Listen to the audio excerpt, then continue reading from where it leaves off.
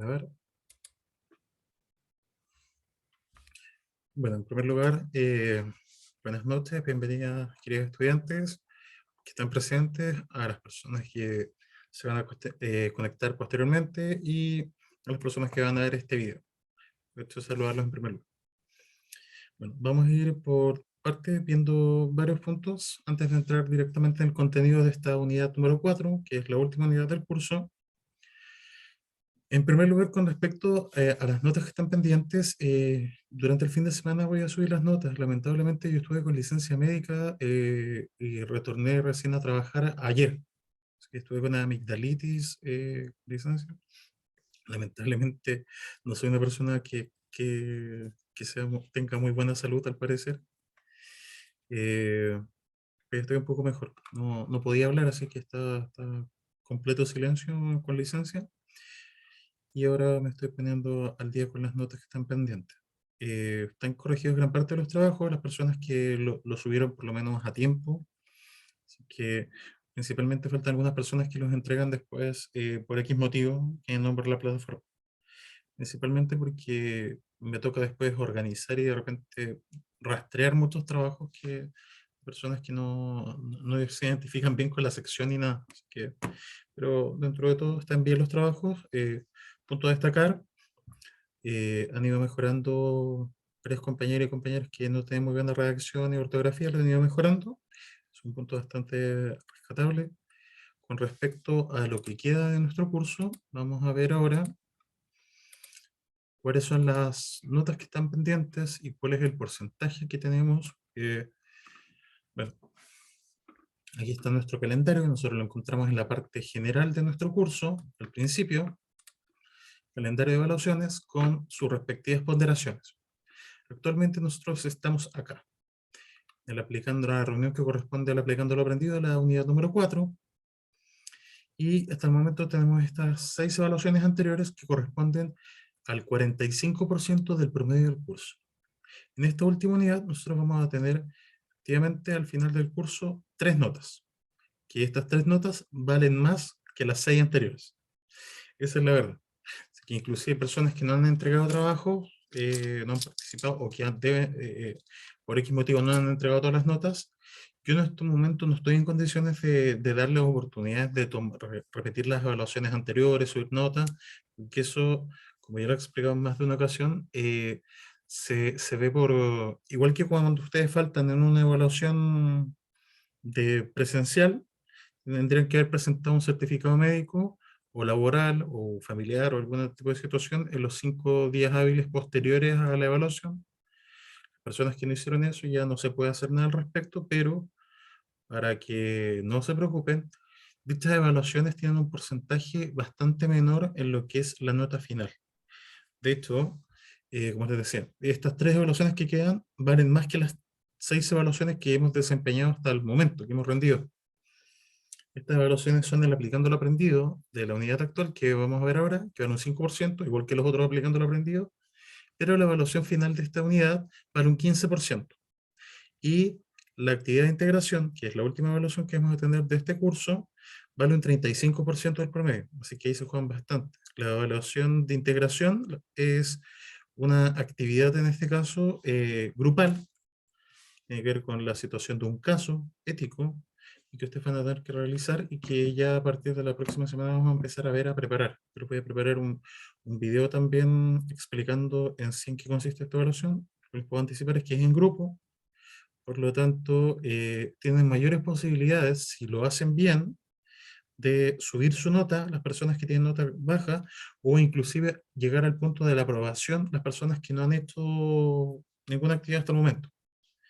Con respecto a si aún así de todo no les alcanza para aprobar, existe lo que se llama la actividad de última instancia. Esta evaluación de última instancia nos permite aprobar, con la nota mínima obviamente, 4, pero aprobar en algunos casos de personas que no han tenido, por a veces motivo, no han podido rendir las evaluaciones o le ha ido mal, etc. Así que antes de comenzar quería clarificar esto, para que lo tuvieran en consideración. Principalmente yo creo que las personas que no han participado del curso o algunas personas que no han podido participar en todas las actividades, pero para que tengan la tranquilidad también de que una evaluación, por ejemplo, calificada en nota mínima, no significa que vayan a reprobar el curso, ni tampoco incide tanto en el promedio como en este caso las últimas 3 evaluaciones que nos van quedando. Así que principalmente insto a todas las personas a participar de estas 3 evaluaciones que van quedando. Ahora bien, vamos a comenzar directamente con lo que corresponde a nuestra unidad número 4 de este curso, que es la última, y que se llama elementos éticos presentes en el contexto laboral. Para ello nosotros vamos a entrar específicamente el día de hoy en situaciones que tienen que ver con el ámbito laboral privado y el ámbito laboral público también, dependiendo de las situaciones, porque puede que el día de mañana tanto ustedes trabajen en el ámbito privado como en el ámbito público, y también como ciudadanas y ciudadanos tenemos la responsabilidad también de estar atentas y atentos a las situaciones que vayan a ocurrir dentro del ámbito público y que nos afectan a todos, por ejemplo, quién nos gobierna, en este caso, y cómo actúa dicha persona. Con respecto a este contenido, lo primero que vamos a ver es un pequeño video que dura unos 40 segundos y que es una mini introducción a lo que vamos a ver durante esta unidad. ¿Has pensado por qué un abogado no puede hacer el trabajo de un médico? ¿O por qué no podemos compartir con cualquier persona la información confidencial de la empresa en que trabajamos?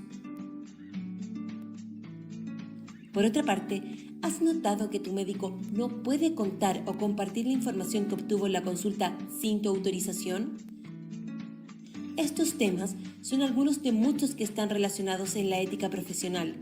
Te invitamos a revisar esta unidad para profundizar en este tema, crucial para tu desarrollo profesional.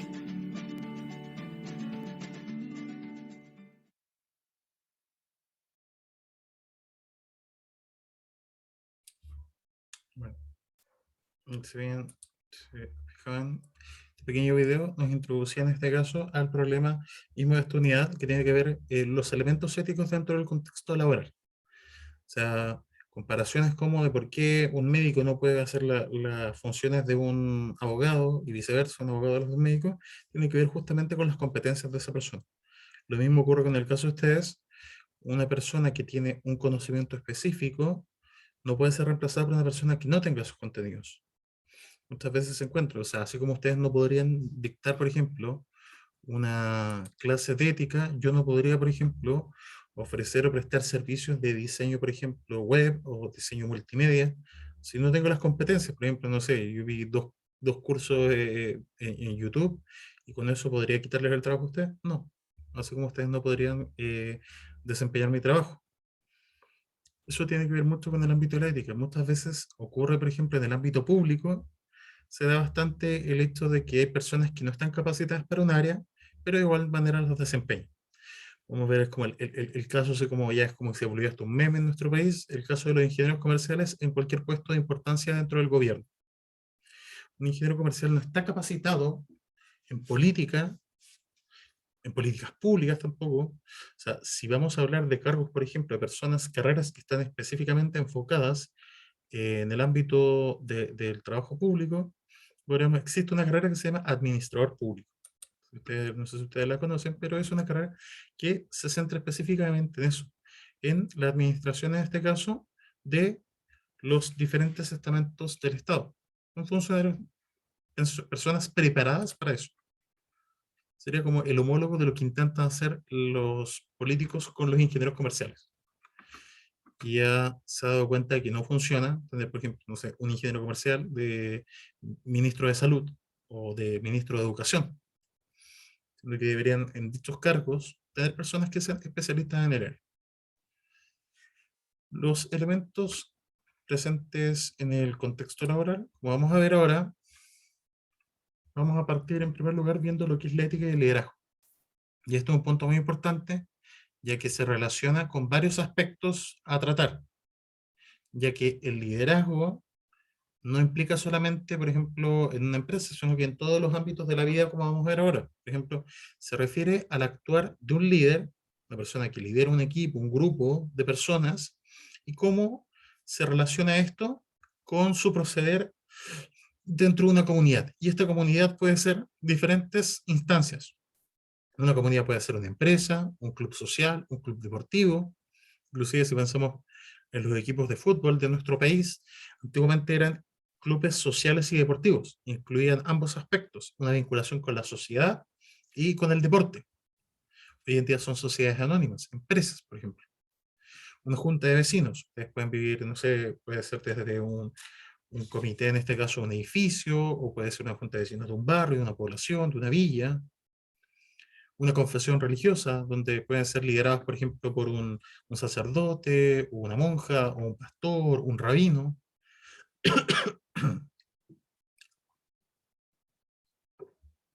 Disculpe. Un partido político que puede ser liderado en este caso por un comité central, una mesa directiva.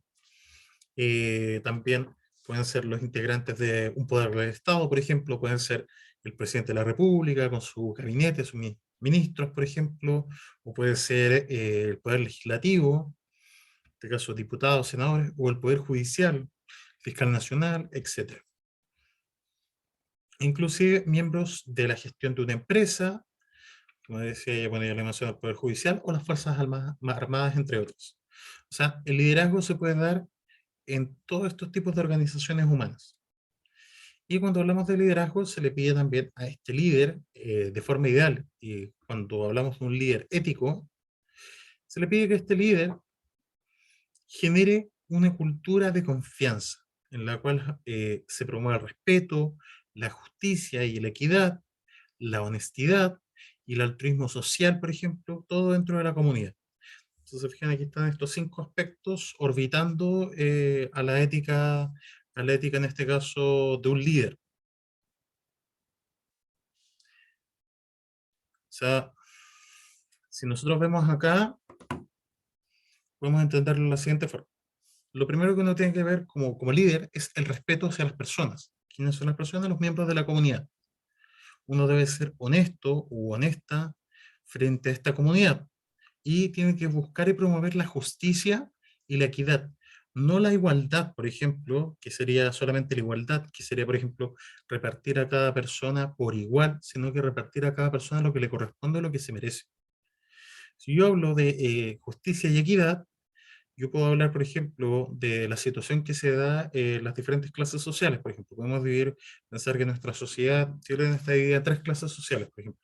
Una clase más desposeída, una clase media y una clase acaudalada, donde si yo reparto con igualdad, debería dar, por ejemplo, apoyos sociales por igual a todos los miembros de la sociedad, pero vemos que eso no sería equitativo, ya que repartir, por ejemplo, no sé, 500.000 pesos en bonos a personas en extrema pobreza, en personas en clase media y a personas de una situación acaudalada que no lo necesitan, yo puedo redistribuir esos recursos equitativamente, por ejemplo, esos mismos 1.500.000 pesos entre 3 personas, en realidad repartirlos 1.000.000 para la persona más desposeída, 500.000 pesos para la persona de clase media y ni un peso para las personas acaudaladas porque no lo necesitan.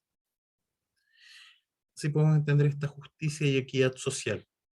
Lo mismo con el altruismo social y en este caso el carácter, en este caso, el rol de servicio que tiene una persona, ya que el altruismo implica la tendencia a procurar el bien de las personas de manera desinteresada, incluso a costa de intereses propios, donde en este caso un líder tiene que pensar en las personas y procurar que, por ejemplo, los miembros de mi comunidad, ya sea de mi empresa, del Estado, de mi club deportivo, de mi junta de vecinos, se vean en este caso beneficiadas de alguna forma y sin tener ningún interés propio ahí.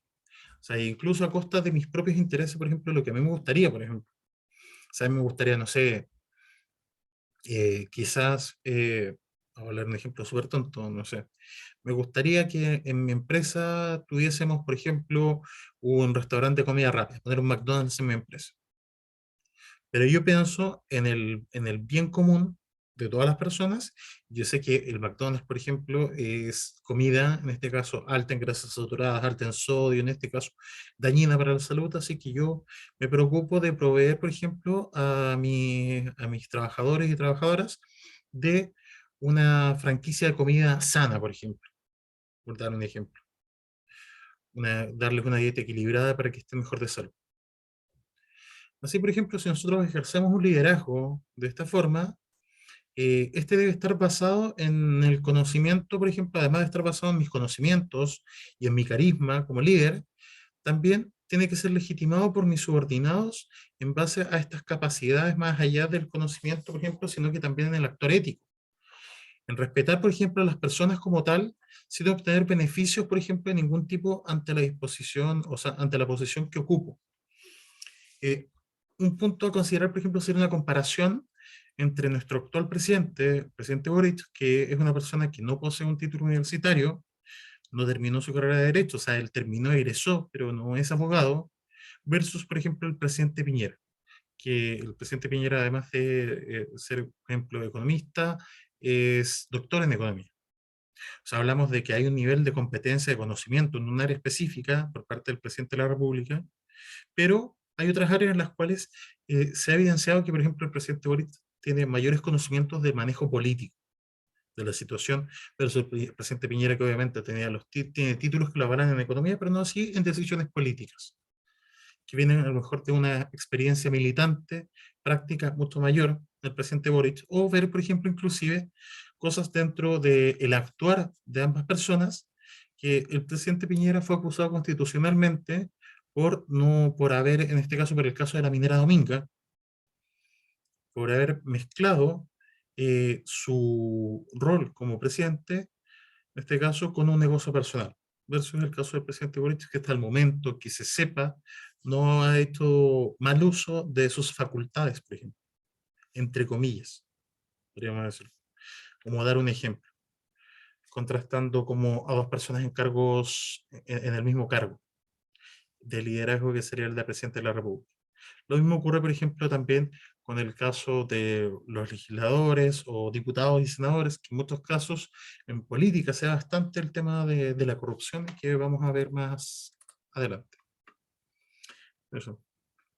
En el contexto público laboral, en la actualidad, es de vital importancia el tema de la ética, la moral y los valores en el servicio público. Día a día vemos en Chile, en América y en el mundo cómo la corrupción ha puesto en entredicho las instituciones fundamentales de cada país. Y es verdad, hoy en día nosotros desconfiamos de nuestros propios representantes, ya sea político, eh, ya sea de político, por ejemplo, o, por ejemplo, de personas en este caso que están puestas en algún cargo público, por ejemplo, no sé, de funcionario, pero que fueron designados en un cargo que quizás no tiene representatividad política, como sería, o de elección popular, como sería, por ejemplo, un ministerio, o sería algún puesto de directivo o directiva al interior de algún ministerio, pero que implican también, por ejemplo, la responsabilidad de un poder político y una responsabilidad hacia el pueblo, y muchas veces se dan situaciones como el nepotismo este caso, o el bien conocido en este caso en Chile como pituto, donde yo pongo, por ejemplo, a un familiar en un cargo de importancia política, cargo vital, donde claro, es entendible que las personas que están en los cargos en este caso, cargos importantes, son cargos que implican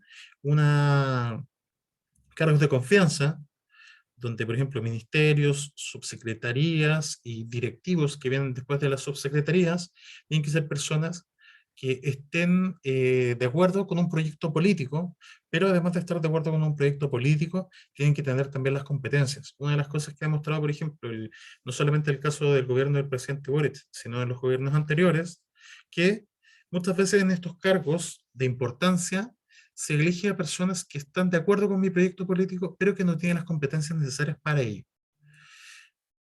Mucho les ha jugado en contra, por ejemplo, el gobierno actual, el tema del manejo el manejo de medios, de los medios de comunicación, donde las personas que están a cargo, en este caso de la comunicación, de parte del gobierno, han tenido varios errores, y estos mismos errores derivan de la inexperiencia.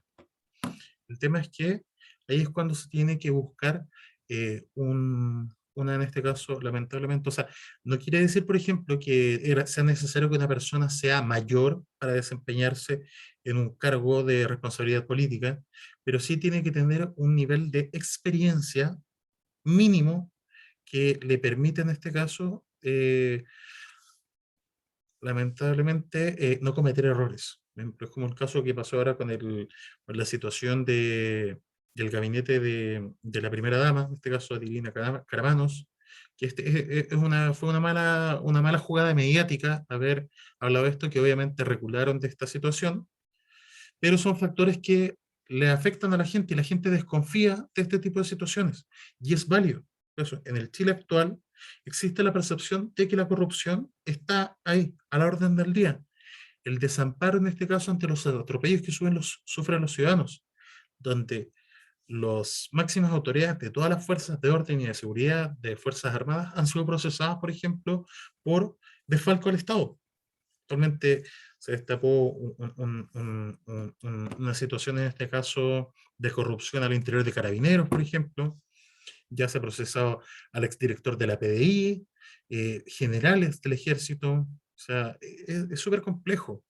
Por eso existe la percepción en las personas de que la justicia se aplica también inclusive según el nivel de ingresos o la posición social que tenga una persona, donde uno siendo clase media o pobre no tiene acceso a justicia real, pero una persona en este caso que viene de una posición social privilegiada, que tiene hartos recursos económicos, sí va a tener la justicia en el sentido de que la justicia, o sea, cuando comete un crimen, la justicia va a ser más laxa para esa persona, y cuando alguien comete un crimen en su contra, la justicia va a ser más severa con la persona que cometió el crimen. Así, si por ejemplo yo le robo a una persona con dinero, a mí me van a caer todas las penas del infierno. Pero si esa persona comete un crimen, en este caso un delito de cuello y corbata, las penas van a ser mucho menores que, por ejemplo, no sé, pensemos esto, yo entro a robar a la casa de una persona con plata y robo, no sé, 1 millón de pesos. Me meten preso 10 años. Pero esa misma persona la pillan que realizó un desfalco, por ejemplo, o evadió impuestos por 2.000 millones de pesos. Y se gana en este caso 6 meses de arresto domiciliario. ¿Hay una equivalencia en este caso en la justicia? Completamente no. Y es súper complicado. Por eso la gente ya no confía en este caso en los poderes judiciales, el poder judicial, en el legislativo, porque parecen no representar al mismo pueblo que deberían estar representando. Faltan a la ética. Y eso es un tema muy, muy, en este caso, actual en la sociedad chilena. Vemos también que, por ejemplo, las autoridades deben asumir la responsabilidad directa en la gestión de los asuntos públicos. Las autoridades del Estado, por medio del gobierno de turno, están llamadas a observar reglas mínimas y básicas de convivencia desde la ética y la moral pública. Por ejemplo, en el borrador de la actual Constitución está presente que cualquier persona que haya sido procesada o acusada por algún tipo de delito no puede ejercer ningún cargo público. Hoy en día eso no ocurre.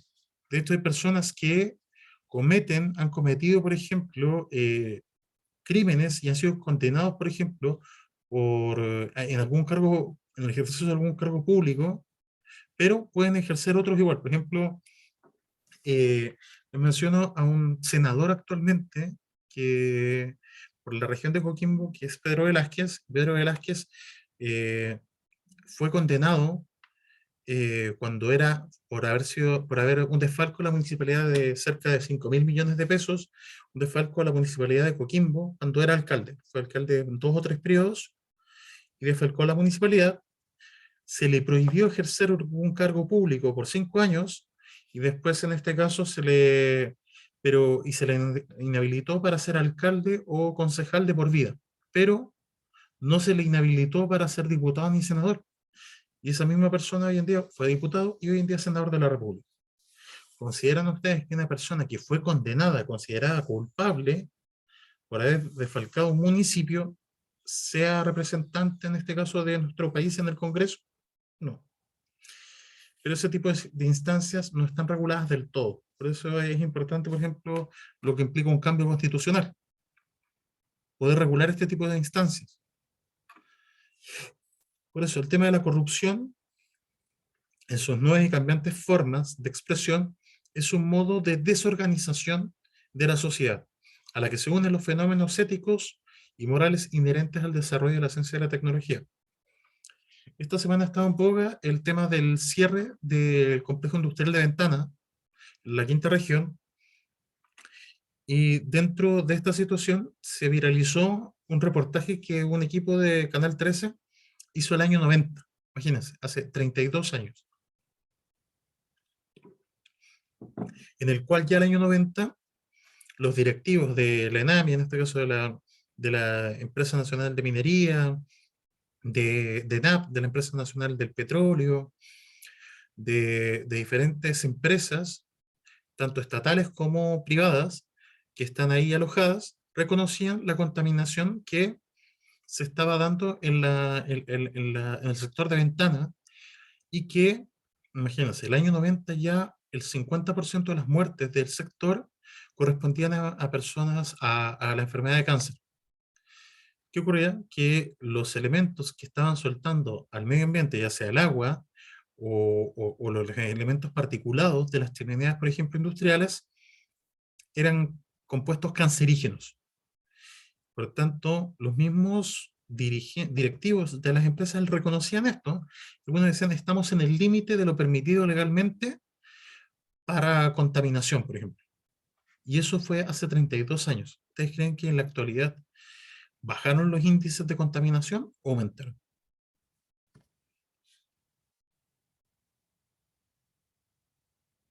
Me autorrespondo, aumentaron. Así que hay mucha gente que empezó a reclamar, no, es que se van a perder trabajos. ¿Qué es más importante éticamente? ¿La vida de una persona o el dinero, el ingreso económico? Se tienen que buscar medidas al respecto para cambiar la situación, pero el progreso económico y imagínense, el desarrollo de la ciencia y la tecnología siempre está al servicio del ser humano, de mejorar la vida de las personas, no para sacrificar las personas. Por eso se habla de acabar con lo que se llaman las zonas de sacrificio, sectores de nuestro país que son literalmente sacrificios medioambientales, donde las y los habitantes de cierto territorio tienen que sufrir la contaminación de estas industrias para que, por ejemplo, el resto del país disfrute de energía eléctrica, disfrute, por ejemplo, de recursos económicos, pero a costa de vidas de otras personas no es correcto, éticamente. Ahora vamos a ver un caso real, en este caso obviamente describiéndolo sin mencionar mayores datos, ustedes lo pueden buscar si quieren después, y el caso de un carabinero. Y nos enteramos a través de la prensa del caso de un policía que se enamoró de la representante, de la líder de una banda organizada de traficantes de drogas. Esto ocurrió en el sector sur de Santiago. Fue el policía quien corrompió, por ejemplo, a sus compañeros de unidad a través de la entrega de dinero y de objetos de valor que obtenía de la protección que brindaba a esta banda delictual. ¿Qué ocurrió con la situación siguiente? Esto es un caso que desde la perspectiva ética y moral es reprochable por distintos aspectos, entre los que podemos mencionar a los siguientes. En primer lugar, este carabinero falta absolutamente a la probidad, a las buenas prácticas en su actuar como funcionario. Además, ayudó a corromper, por ejemplo, a otros funcionarios aprovechando que él tenía un rango superior y teniendo también en consideración los conocimientos de la banda delictual para poder ayudarlos a que estas personas evadieran la ley. No haber dado aviso, por ejemplo, a los superiores de la existencia en su jurisdicción de una banda delictual, habiendo roto también los códigos éticos que impiden que un policía tenga contacto más allá de lo profesional con delincuentes, haber arrastrado a los mismos superiores ignorantes del tema a ser expulsados o trasladados de la institución, ya que lamentablemente los superiores, en este caso los oficiales a cargo, se tienen que hacer responsables de, de los errores cometidos por este oficial, que se pasó por donde quiso la ley y los códigos éticos. Y haber expuesto en última instancia a las familias de las personas al juicio público, en este caso al escrutinio público, como familiar de un policía corrupto. O sea, cada acto humano, cada decisión que vemos acá, tiene repercusiones, no solamente para los superiores, los otros oficiales de menor rango, sino también para las familias e inclusive la sociedad.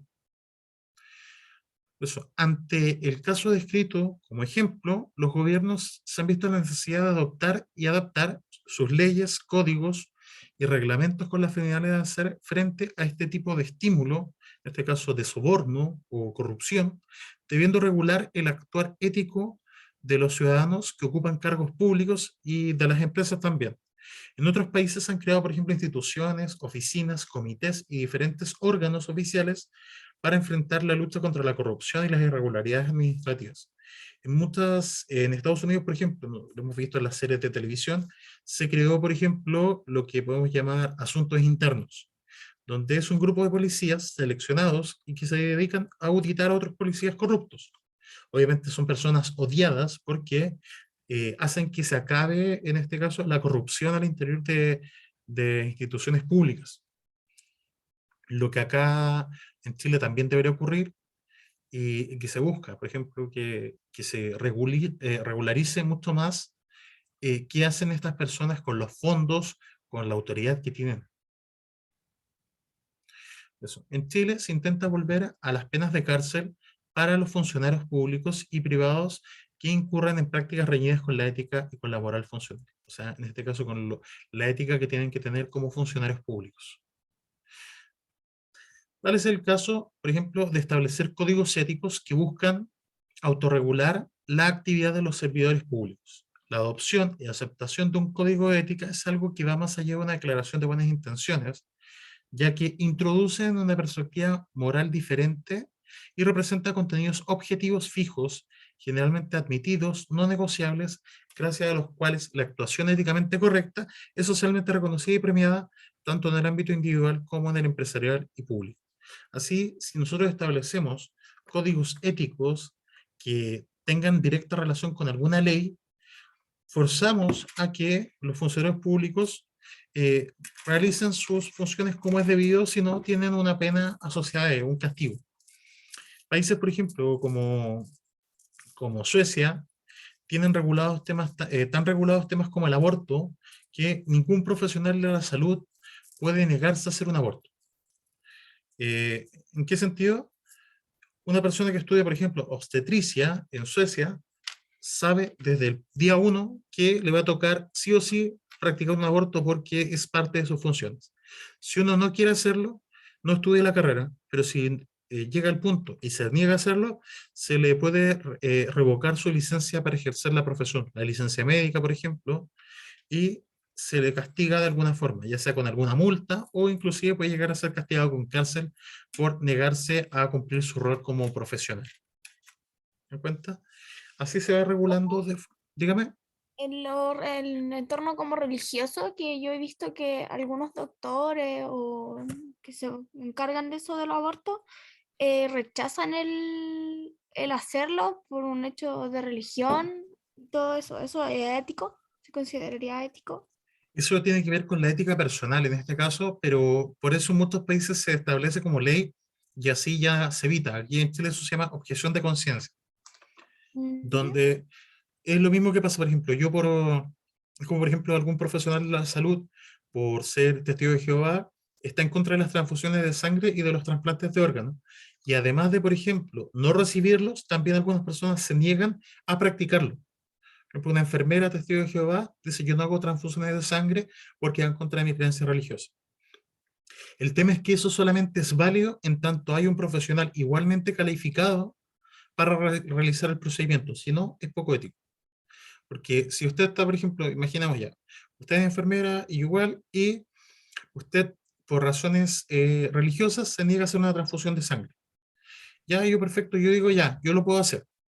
Pero si la otra persona, si por ejemplo usted está sola en un turno, en una urgencia, y una persona se está muriendo y necesita la transfusión de sangre, usted lo tiene que hacer sí o sí. Ese es el punto. Por eso, es complejo ese tema, en Chile no está tan regulado, pero se está trabajando para cambiarlo. O sea, en otros países simplemente la objeción de conciencia y la perspectiva religiosa no vale. Lo que vale es el bien de la sociedad, de la comunidad. Y lo personal queda de lado, completamente.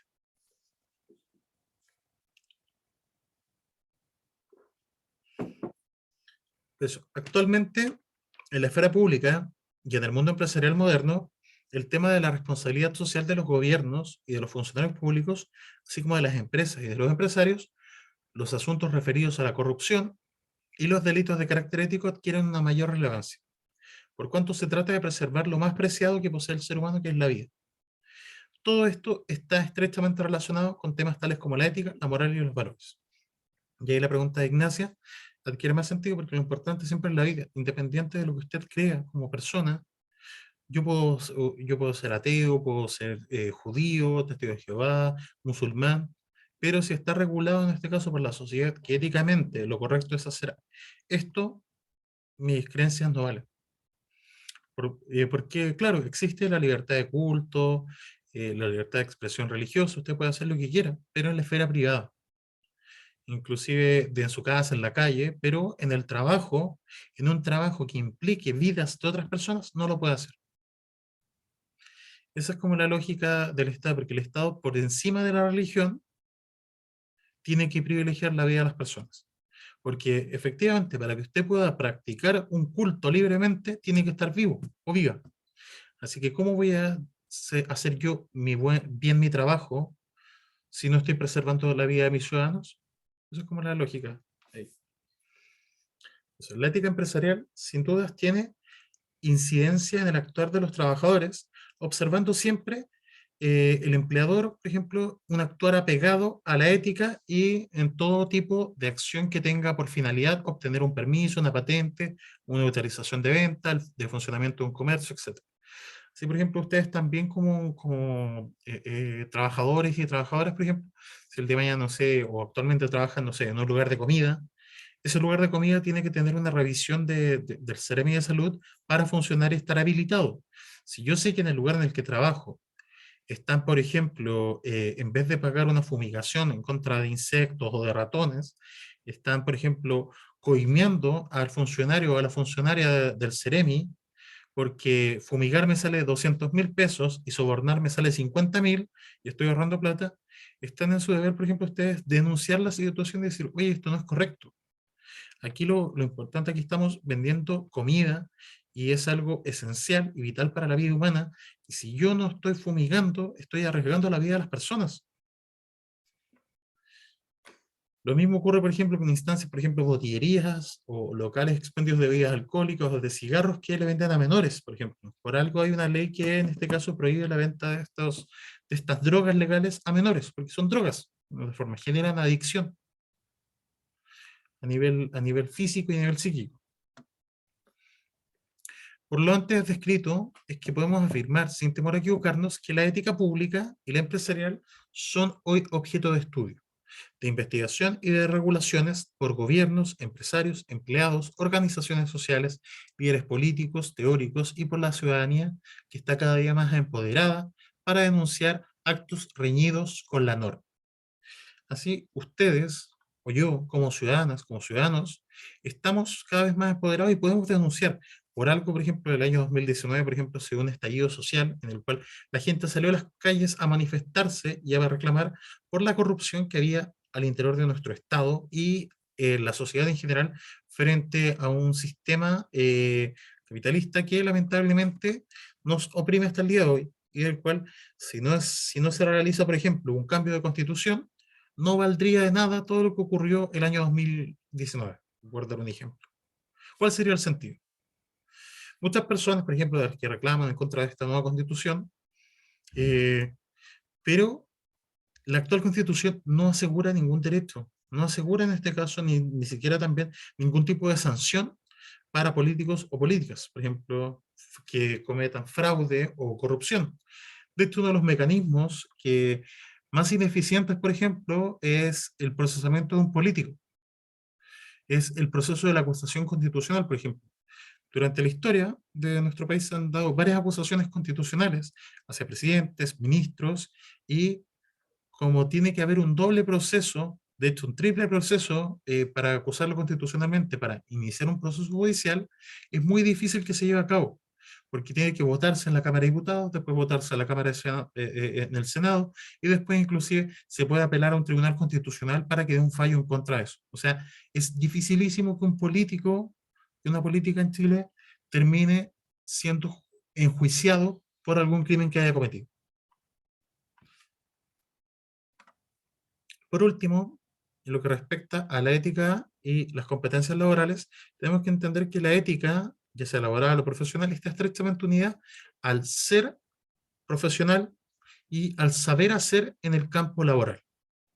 Tal como se trabajó en unidades anteriores, el ejercicio de determinada función está regido por el hacer responsable, el saber y tener conocimientos suficientes para ejecutar una operación sin poner en riesgo, por ejemplo, la integridad física, moral e intelectual de las personas, como también sin poner en la misma situación a la empresa.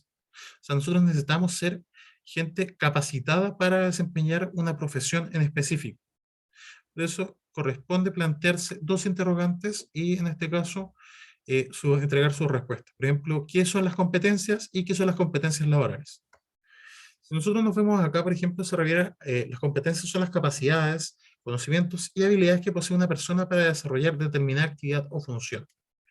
Así, yo tengo que entender que tengo que tener 4 competencias principales para el ámbito profesional. Primero es saber, tener conocimientos de datos, conceptos, etcétera. Saber hacer, tener habilidades y destrezas y métodos, en este caso, de cómo actuar. Saber ser, en este caso, actitudes y valores que guíen nuestro comportamiento. Saber estar también, que implica capacidades relacionadas con la comunicación con otras personas y en el trabajo cooperativo. Y si yo carezco de esto, ¿cómo podría ser un buen profesional, por ejemplo? O sea, ustedes tienen que tener conocimientos, se les forman conocimientos, pero también se les entregan habilidades prácticas para poder desempeñar utilizar esos conocimientos. Y además, se busca que ustedes se formen como personas capaces de, en este caso, de tener actitudes y valores que puedan llevarlas o llevarlos a reflexionar y decidir cuál es la acción correcta en alguna situación. Y también en este caso el saber estar ahí en el ámbito laboral y cómo desenvolvernos en ese aspecto. ¿Y qué serían las competencias laborales? Son aquellas habilidades y aptitudes que tienen las personas que les permiten desarrollar un trabajo de forma exitosa. O sea, hay un catálogo, podríamos llamarlo, de competencias laborales que definen tanto los empleadores como, en este caso, los profesores y profesoras que los forman o los formamos en su carrera. Cosas que nosotros consideramos que es necesario que una persona tenga para trabajar en un área. Y es la capacidad para responder exitosamente a la demanda compleja y llevar a cabo una actividad, una tarea, según criterios de desempeño definidos por la empresa o el sector productivo. Ustedes tienen que cumplir, por ejemplo, si el día de mañana ustedes, por ejemplo, como diseñadoras, diseñadores, por ejemplo, tienen que tener un cierto nivel de competencias, de aptitudes en lo teórico, en el hacer práctico también, en el saber cómo comportarse en un ámbito laboral y cómo relacionarse también con las otras personas. Por ejemplo, a mí no me sirve de nada una persona que sea seca en lo teórico y lo práctico, pero se lleve mal con todo el equipo e insulte a todas las personas. Porque eso no es saber actuar, no tiene, carece de competencias laborales como tales. O viceversa, de que no me sirve de mucho una persona, claro, puede tener excelentes relaciones interpersonales, pero carece de los contenidos y los conocimientos necesarios para su trabajo. Y que es algo que también se da en muchos lugares.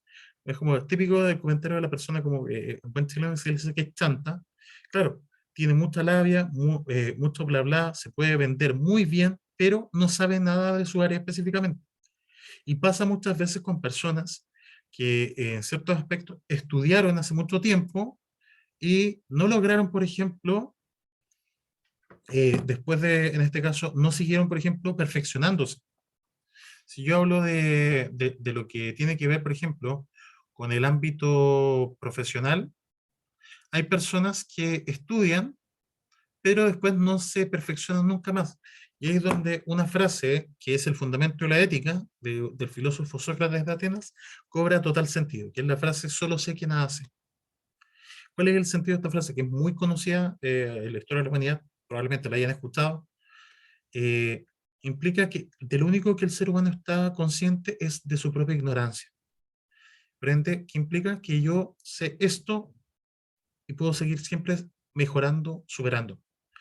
Yo cuando termino una carrera, voy a aprender los contenidos y los conocimientos de mi época, pero pasado el tiempo va desarrollándose la tecnología, por ejemplo, en el caso de ustedes, con mayor razón. Imagínense, por ejemplo, una persona que estudió diseño en los años 90, a principios de los 90, cuando estaba Windows 3.1. Hoy en día estamos en Windows 11. Han pasado una cantidad de sistemas operativos.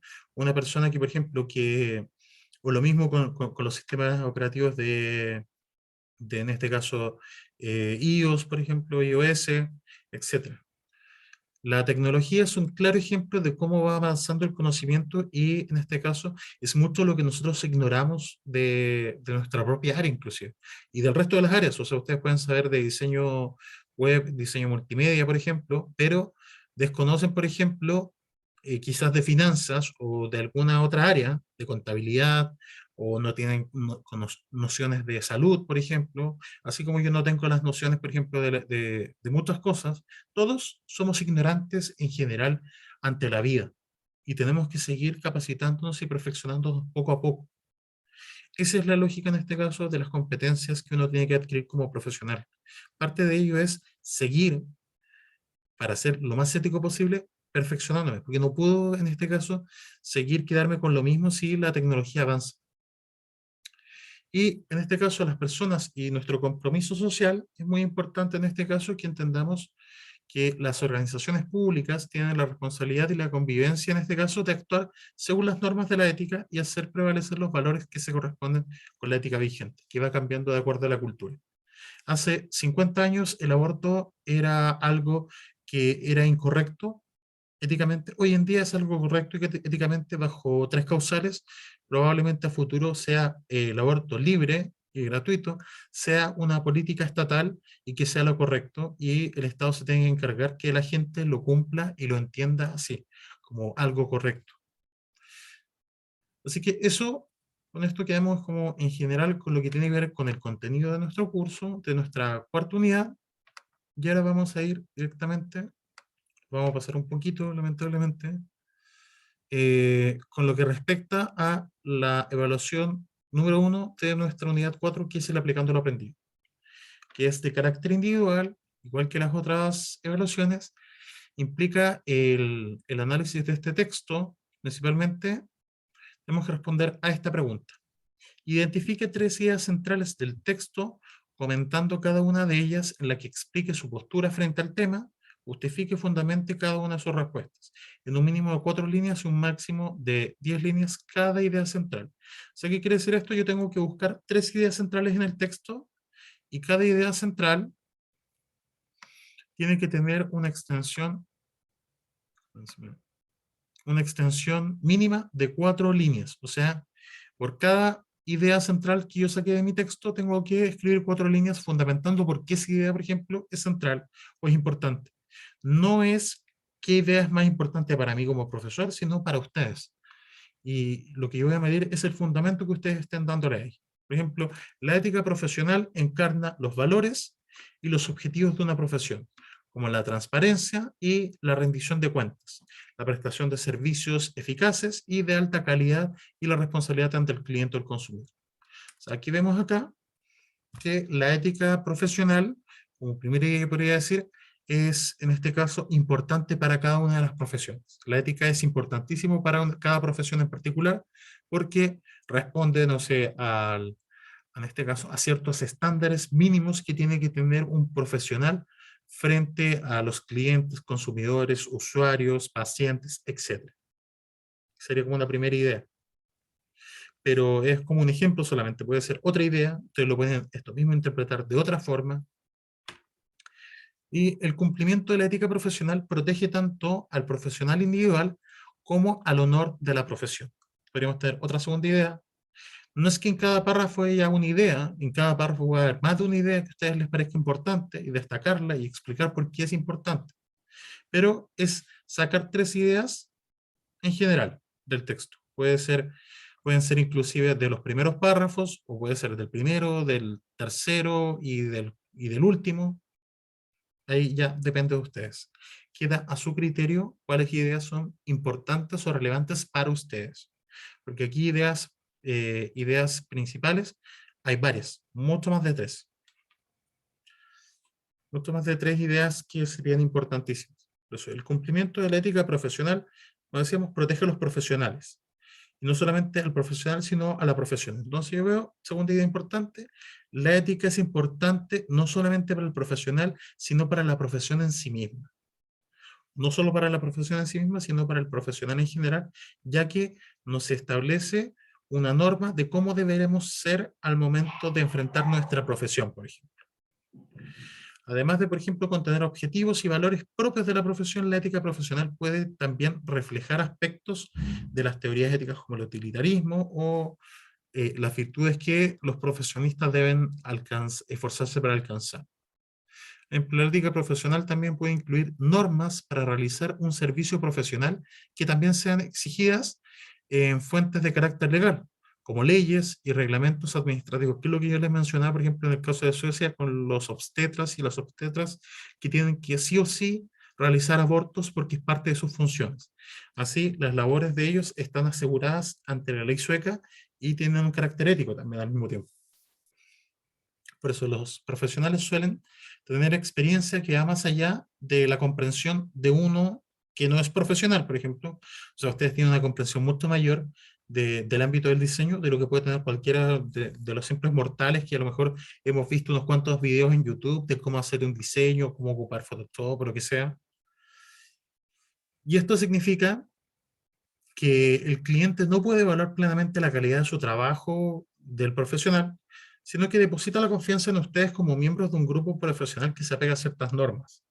Y sabiendo que si una persona se desliga de estas normas, obviamente se le puede juzgar por ello. O sea, si yo hablo, por ejemplo, de un médico y es de un cirujano plástico, supuestamente, uno espera que ese cirujano plástico ocupe los mejores elementos para esto, pero se han encontrado millones de casos, miles de casos, no millones, pero miles de casos de cirujanos plásticos o médicos que incurren en prácticas poco éticas al utilizar, por ejemplo, no sé, silicona industrial en vez de una silicona específica para el poner una prótesis en un cuerpo humano, donde esa silicona generalmente el cuerpo la rechaza y empieza a atacarla como un elemento extraño, externo, y por tanto genera muchas veces inclusive infección dentro de la herida de la operación, y eso puede generar necrosis y la muerte del tejido. Amputarle una mama a una mujer, o la pérdida en este caso del glúteo, del músculo asociado inclusive, millones de cosas que han pasado. Por eso, cuando los profesionales se enfrentan a problemas éticos, deben guiarse por su ética profesional. Sin embargo, dado que no sería posible eliminar la ética personal de la profesional, cualquier toma de decisiones de carácter ético en un contexto profesional debe tomar en cuenta la ética personal. Esto normalmente no es problema, a menos de que la ética personal y la profesional estén en conflicto. Aquí hay un tema que es lo que me preguntaba en su momento Ignacia, y tiene que ver justamente con el tema de, bueno, ¿qué pasa si lo que una persona considera por su punto de vista personal o su creencia religiosa personal choca con la ética? Muchas veces no ocurre, porque la mayoría de los profesionales tienen en este caso como, por lo menos en salud, tienen como principio el proteger una vida humana. Pero hay casos en los cuales, por ejemplo, el hecho de proteger, por ejemplo, considerar, no sé, con el tema del aborto, que es el tema, o el tema de la eutanasia, por ejemplo, que consideran que es malo, por ejemplo, para ellos personalmente, pero la ley establece que una persona perfectamente puede, por ejemplo, decidir eutanasiarse, acabar con su vida porque está cansada de vivir y luchar contra alguna enfermedad o contra la edad, por ejemplo, y es legal en muchos países. Y el profesional entra en conflicto ahí, donde si está la posibilidad, ahí las personas podemos optar, como ser humano, todo ser humano es autónomo y puede optar, por ejemplo, de decir, no, ¿sabes qué? Yo no quiero hacer esto, así que me abstengo de hacerlo, a riesgo, por ejemplo, inclusive de perder mi licencia médica. Son posibilidades también. Ahí la persona tiene que evaluar y reflexionar bien cuál es su decisión. Por tanto, una de las cuestiones más difíciles que plantea la ética profesional son los conflictos entre la moral de, en este caso, de lo que tengo que hacer yo como trabajador y mi ética personal. Y las profesiones que exigen, en este caso, que sus practicantes realicen prácticas especializadas para alcanzar objetivos profesionales, y estas prácticas normalmente no plantean conflictos éticos, normalmente, pero muchas veces sí. Muchas veces sí se da, por ejemplo. Es como que, por ejemplo, no sé, en el caso de ustedes, con el tema del diseño, por ejemplo, no sé, hablemos de un caso hipotético, les toca diseñar, por ejemplo, la página de una empresa que vende, por ejemplo, o diseñar algo para una empresa que ustedes se dan cuenta que está entregando información falsa con promociones que en última instancia tienen una letra chica, pero que no figura, por ejemplo, la publicidad que ellos quieren poner en su sitio web, por ejemplo. Ustedes dicen, oigan, pero esto no es información correcta. Ah, se da lo mismo. Entonces, no, es que para mí, por ejemplo, como profesional, y desde el punto de vista, o quizás personal, yo estoy en contra de esto, así que prefiero abstenerme de hacer ese trabajo, prefiero a lo mejor renunciar. Ahí, por ejemplo, sería una opción. Por ejemplo, la mayoría de los profesionistas están obligados a desempeñar sus tareas en apego a cierto estándar, por ejemplo, y esta obligación hacia el cliente no es polémica, por ejemplo. Sin embargo, a veces las profesiones permiten o requieren comportamientos que entran en conflicto con la ética personal. Un ejemplo muy duro de esto sería el caso de los soldados, por ejemplo, donde Estados Unidos, que es bueno, el país especialista en guerra, por ejemplo, envía soldados a países como Irak o Afganistán, por ejemplo, y obviamente nadie está a favor de la destrucción y el horror que crean y que generan las guerras, pero sí puede justificar, en este caso, el argumento de que un soldado mate, por ejemplo, a un soldado enemigo en el campo de batalla. Y hay un conflicto ahí muy, muy complejo, porque lo correcto para un soldado es cumplir su deber y su orden, que lo está mandando, por ejemplo, imagínense, no sé, un general manda a un soldado a bombardear una villa, y en esa villa, por ejemplo, se encuentran tanto civiles como terroristas. Lo correcto para el profesional sería acabar con las vidas de las personas, pero personalmente esa persona, desde una ética personal, está en contra de eso. ¿Y qué pasa? Si se va en contra, puede ir a juicio, a una corte marcial, o simplemente, en algunos casos en guerra, pueden llegar hasta fusilar a esas personas. En época de dictadura ocurría eso. Hubo militares o carabineros que se negaron, por ejemplo, a matar gente o a torturar gente, y los terminaron o torturando o matando a ellos también, o deteniendo en calabozos. Este es un conflicto, es un ejemplo de un conflicto entre la ética personal y la ética profesional. Otros ejemplos de este tipo incluyen, por ejemplo, lo que le pasaría a un abogado si se entera que, por ejemplo, su defendido es culpable, pero se está sentenciando erróneamente a una persona inocente, y yo quedo en el punto de si revelar la información en este caso del secreto con mi cliente, a riesgo de perder a lo mejor mi licencia como abogado, pero puede una persona inocente ir a la cárcel por un delito que no cometió, por ejemplo. O el tema, por ejemplo, de la confidencialidad, por ejemplo, de un terapeuta, en casos, por ejemplo, inclusive de violación o de abuso, o de un sacerdote, por ejemplo, en casos de asesinato, donde el sacerdote tiene la opción de romper el secreto de confesión solamente si el Papa lo autoriza, pero yo como persona, como Arturo, por ejemplo, en el caso de que fue sacerdote, yo quizás no podría esperar 6 meses o un año, porque sé que esa persona va a seguir matando, y rompo mi voto en este caso, el voto de silencio de la confesión, independiente que me excomulguen de la Iglesia Católica. Más la persona. Así que ustedes, si se fijan, son muchas ideas que ustedes pueden ir sacando de este texto y que las tienen que poner acá. Idea, explicación de por qué es una idea importante, y así 3 veces. Eso sería la evaluación y eso sería el contenido a grandes rasgos de esta cuarta unidad. ¿Dudas, consultas? ¿Algo que no les quede claro? ¿Lo que hemos visto? No, profe, todo ha estado claro. Victoria, Valentina, Krishna, ¿alguna duda?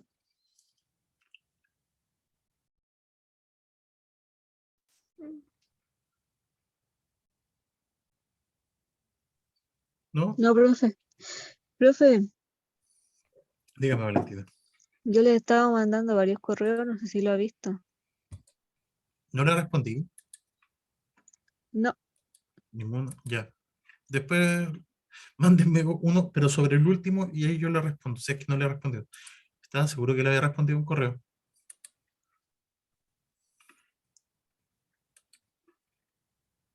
Entonces, si no hay ninguna duda, por mi parte quedamos hasta acá.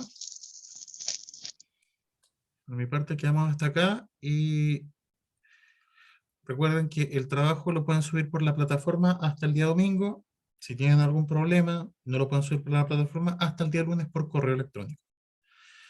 Así que yo me despido y nos vemos hasta un próximo encuentro. Cuídense, que estén muy bien. Chao, chao. Chao, profe, cuídese. Cuídense, que tengan buen fin de semana largo. Igual.